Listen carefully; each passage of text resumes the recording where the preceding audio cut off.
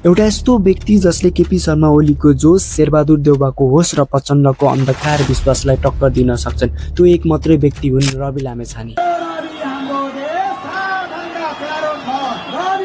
उस 3 गते उच्च अदालतले रवि लामेछानेलाई 2,74,84,000 धरोटीमा खोज्ने निर्णय मात्रै गरेन, बरु नेपाली राजनीतिलाई एउटा नयाँ ट्रङ्क लिएर अनि फेरि कोइन्सिडेन्ट पनि कस्तो मिलेको, केपी शर्मा ओली एमालेको अध्यक्ष हुनु र रवि लामेछाने एउटै दिनमा छोड्ने आदेश आउनु। रवि लामेछानेले कसरी नेपाली राजनीतिलाई जेलमै बसी चलाइरहेको थिए। अब रवि लामेछानेको नेक्स्ट प्लान के होला? आउनुहोस् हामी बुझ्नेछौँ रवि लामेछानेको पुरै पत्रकारदेखिबाट राजनीतिसम्मको यात्रा। रवि लामेछानेलाई न्याय भएन भने न्याय कसलाई चाहिँ भयो त?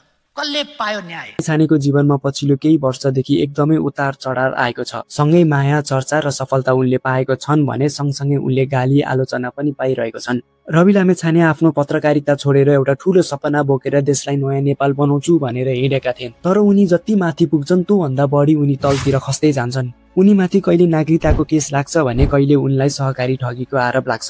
सहकारीमा जसले ठगी गरेको छ सिधा ढङ्गले अनुसन्धान होस्, कुनै एउटा प्रमाण नाच्नुहोस्। छोटो समयमा रवि लामेछानेले पत्रकारिताबाट धेरै माया पाएको थिए, तर नेपाली जनताबाट राम्रो भरोसा पाएर पनि उनी कुनै न कुनै कुराले सधैँ फस्दै जान्छन्।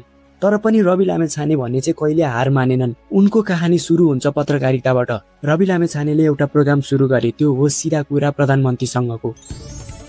नेपाली जनताले डाइरेक्टली प्रधानमन्त्रीसँग वार्ता गर्न मिल्थ्यो। लामेछाने नै नेपाली जनताको दुःख र पीडालाई प्रधानमन्त्रीसँग सोधपुछ गरेर त्यसको समाधान खोज्दै हप्ताको एक दिन शनिबार बेलुका जनताको दुःख पीडालाई डाइरेक्टली प्रधानमन्त्रीसँग वार्ता गर्न सकिन्थ्यो। र त्यो प्रोग्राम केपी शर्मा ओलीबाट सुरु गरियो। अनि जब केपी ओलीको ठाउँमा प्रचण्ड प्रधानमन्त्री बने त्यसपछि प्रचण्डले आफ्नै मान्छे राखेर रवि लामेछानेलाई त्यो प्रोग्रामबाट हटाइयो। जब रवि लामेछाने त्यो प्रोग्रामबाट हटे उनको युनिक तरिकाले प्रश्न गर्ने स्वभाव पनि हट्यो र त्यो प्रोग्रामको लोकप्रिय गर्दै गयो। अनि त्यसपछि उनी अमेरिका एज अ भिजिटरको रूपमा पनि गए। उनी अमेरिका गए पनि फेरि नेपालीको माया र प्रेम पाएर उनी नेपालमै आउँछन्। उनी नेपाल आउनुभन्दा अगाडि उनले विश्व वर्ल्ड रेकर्ड राख्छु भन्ने कसम खाएका थिए। सन् 2013 मा रवि लामेछानेले न्युज 24 टेलिभिजनबाट लगातार 16 घण्टा भन्दा बढी टेलिभिजन चलाए। अनि त्यस क्रममै उनले न्युज 24 टेलिभिजनबाट वर्ल्ड रेकर्ड राख्न सफल भए। जब उनले यो रेकर्ड बनाए त्यति बेला न्युज 24 मात्रै हेडलाइनमा आएको थिएन कि पुरै नेपाली टेलिभिजनकै वाउ बढेको थियो।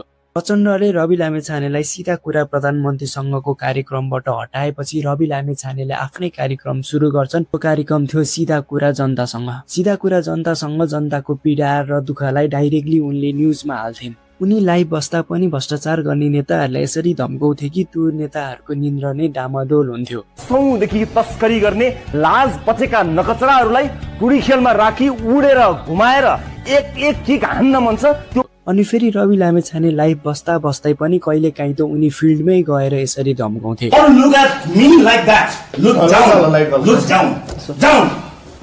रवि लामेछानेको लोकप्रिय यसरी बढ्दै थियो कि सबै नेपाली जनताले उनलाई राजनीतिमै आउनुपर्छ, देशलाई विकास गर्ने व्यक्ति भनेको रवि लामेछाने मात्रै हुन् भनेर धारणा दिन थाले। रवि लामेछानेको लोकप्रिय बढ्दै गएको थियो कि त्यस बीचमै एउटा पत्रकारको मृत्यु हुन्छ र त्यो पत्रकार शालिग्राम कुरासाइनी हुन्छन्। शालिग्राम र रवि लामेछाने मित्र थिए, सँगै उनीहरू न्युज 24 मा काम गरेको थिए।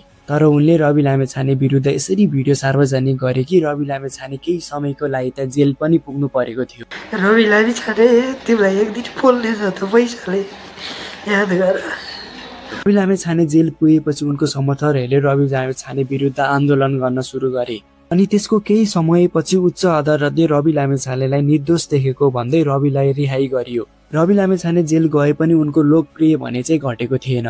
उनलाई देश विदेशमा बस्ने सबै नेपाली जनताहरूले सपोर्ट र साथ दिन्थे। अनि त्यस बीचमै रवि लामेछानेले न्युज 24 छोडेर ग्यालेक्सी फोकेमा आउँछन् र आफ्नो पत्रकारिता फेरि सुरु गर्छन्। रवि ग्यालेक्सीमा झन् पपुलर हुँदै जान्छन्। देश विदेशमा बस्ने व्यक्तिहरूले झन् उनलाई चिन्दै जान्छन् र उनको कन्फिडेन्स लेभललाई तारिफ गर्दै जान्छन्।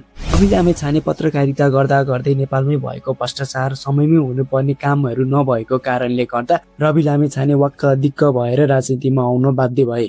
विभिन्न राजनीतिक दलहरूसँगको संवाद मैले निरन्तर अगाडि नबढाएको होइन, कुराकानी नगरेको होइन। ती दलहरूलाई हेरेँ, मसँग ती दलका आदरणीय नेताजीहरूलाई धन्यवाद भन्न बाहेक केही पनि छैन, किनकि मलाई त्योभन्दा पर अब उहाँहरूबाट त्यति आशा पनि छैन। त्यसैले उनले 2079 साल असार 7 गते आफ्नो पार्टी खोल्ने घोषणा गर्छन् र त्यो पार्टीको नाम राख्छन् राष्ट्रिय स्वतन्त्र पार्टी। म आम नागरिकलाई चाहिएको जसको दल बनाएर, नयाँ दल निर्माण गरेर, क्षमतावान मान्छेहरूको साथ लिएर यो देशलाई नयाँ मेन्डेट दिन तयार भएर आएको छु। जब उनले यो पार्टीको घोषणा गरे चितवनवासी मात्रै होइन पुरै नेपाली जनताहरू नै उनको सपोर्टमा थिए।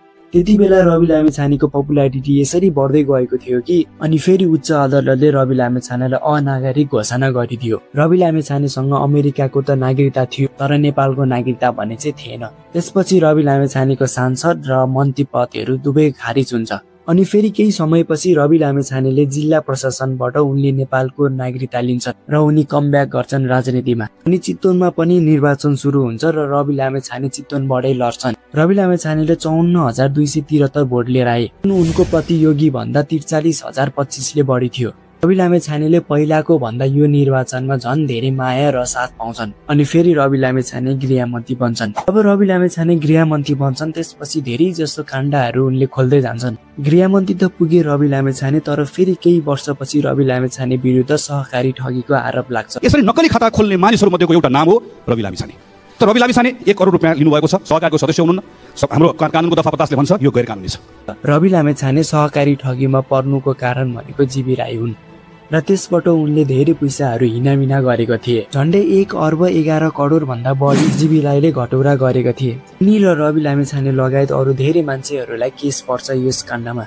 तर पनि रवि लामिछाने भन्दै आउँछन् यो पैसा कहाँबाट आयो, कसले दियो केही थाहा छैन भनेर। जसरी गगन थापाले रवि लामिछाने विरुद्ध सहकारी ठगी नै हुन् भनेर आरोप लगाएको थिए, त्यसै गरी रवि लामिछानेले गगन थापालाई चुनौती दिन्छन्। यदि गगन थापाले प्रमाण दिन सक्नुभयो भने रवि लामिछानेले राजनीति नै छोडिदिन्छन् भनेर। गगनजीलाई एउटा चुनौती दिन चाहन्छु। उहाँले भन्नुभएको मैले तिर्दै गरेको कुरा होइन, मैले नै लोन माग्नका लागि मैले निवेदन दिएर चाहिँ यो ऋण मागेको प्रमाण छ उहाँले भन्नुभएको छ नि, त्यो प्रमाण उहाँले दिनुभयो भने म राजनीति छोडिदिन्छु। त्यो प्रमाण दिन सक्नु भएन भने उहाँले राजनीति छोड्नुपर्ने। लामिछानेले एक दिन कान्तिपुरको कमजोरीहरू र कान्तिपुरले गरेको गोप्य कुराहरू डाइरेक्टली पत्रकार सम्मेलनमा बोल्छ। 61 नम्बरको बस लाइनको निजी कारणले गर्दा त्यसमा सवार 4 जना घाइते भए। ट्रान्सफरमा उक्तानु परेपछि मर्निङ वाकमा निस्केका सर्वसाधारणले प्रहरीलाई कारमा रिवाइज उतार गरेर नदी खोज्न लिएर यो गाडी कस्तो थाहा छ काहीँ कर्म हेर्नुहोस् कोही हुन्छ त्यो क्यामेरा हेर्नुहोस् न उमर्दा पत्रकारहरूले यसको ठौँ अङ्ग तपाईँ त्यो गाडी कस्तो थाहा छ भने आफूको हेरेलाई लुगाइयो गर्न सक्नुभयो। त्यो त कान्तिपुर मिडिया ग्रुपको नाममा थियो। त्यसपछि झन कान्तिपुर र धेरै जसो सांसदहरूले रविको विरुद्धमा आवाज उठाउँदै गए। रवि सहकारी ठगी नै हुन्, जेल पर्नुपर्छ भनेर न्युजहरू आउँदै गयो। तर पनि आधी भन्दा धेरै नेपाली जनताहरू रवि लामिछानेको पक्षमा छन्। उनको सपोर्टरहरूले पनि यो सबै फसाएको हो रवि लामिछाने विरुद्ध भनेर आवाज उठाउँदै गइरहेको छन्। अनि फाइनली रवि लामिछानेलाई उच्च अदालतले पुस 3 गते धरौटीमा छोड्ने आदेश दिन्छ। जब यो आदेश आउँछ त्यसपछि झन् रवि लामिछानेको सपोर्टरहरूको आशा भरोसा बढ्दै जान्छ। रवि लामिछाने आउने बित्तिकै रोडभरि मान्छेहरू आएका थिए। त्यस शनिबार रवि लामिछानेले केही कुराहरू सेयर गर्छन् र अहिलेको सरकार प्रधानमन्त्रीलाई अनुहार उज्यालो पार्नु भनेर आदेश पनि दिन्छन्। अनुहार उज्यालो पार्नुस् प्रधानमन्त्रीज्यू, अनुहार उज्यालो पार्नुस्, बगिनी नै भन्नुस्, राष्ट्रमा तपाईँको साथमा छ। सुशासनको डन्डा बनाउनुहोस्, चुनाव गराउनुहोस्, राष्ट्रमा तपाईँको साथमा छ। अनुहारमा हाँसो ल्याउनुहोस्, खुसी ल्याउनुहोस्। न्यायको मूर्ति हो तपाईँ, धेरैलाई न्याय अदालतमा दिनु होला। देशलाई न्याय गर्ने ठाउँमा आउनु भएको छ। खुट्टा रत्ती यी र यस्ता रवि लामिछाने विरुद्ध धेरै आरोपहरू परेको थिए र अहिलेसम्म पनि धेरै जसो छ।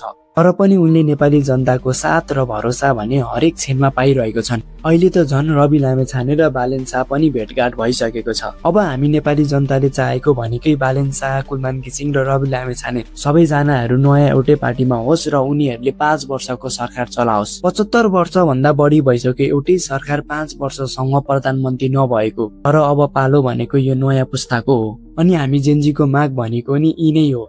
नयाँ सरकार आओस्, सबै कुरा मिलोस् र देशमा रोजगार, विकास, सुशासन हरेक चिजहरू होस्। अब हामीलाई आशा छ बालेन, कुलमान घिसिङ, रवि र नयाँ पुस्ताहरूसँग। अरू नेताहरू भनेको त ट्रायल एन्ड टेस्ट भइसकेको मान्छेहरू हुन्। अब आशा भरोसा भनेको यी नै नयाँ पुस्ताहरूसँग मात्रै हुन्।